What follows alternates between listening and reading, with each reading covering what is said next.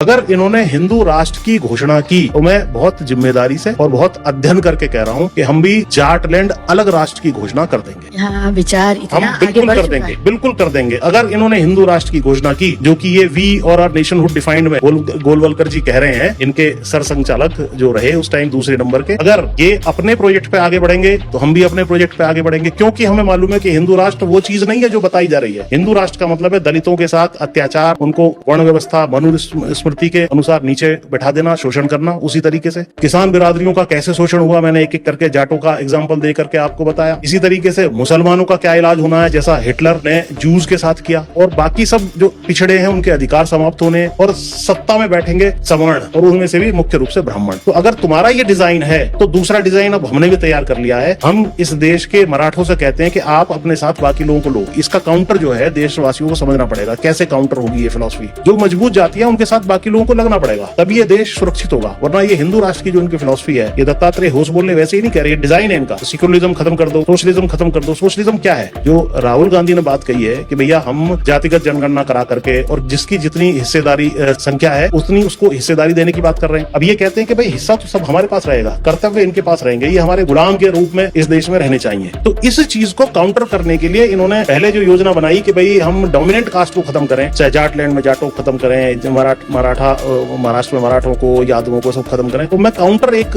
Strategy देश के सामने और काउंटर आइडियोलॉजी रख रहा हूँ कि इन जातियों के आसपास ही आप लोग कंसोलिडेट हो जाओ। यानी कि जाटलैंड में जाटों के आसपास हो जाओ, महाराष्ट्र में मराठों के आसपास हो जाओ, ताकि ये अपना जो प्रोजेक्ट है हिंदुत्व वाला उसको लाद करके आपका एक्सप्लॉयटेशन ना कर सके। क्योंकि हिंदुत्व वाला प्रोजेक्ट आया तो देश का बाल्कनाइजेशन हो जाएगा, देश टुकड़ों में बट जाएगा, ये निश्चित है।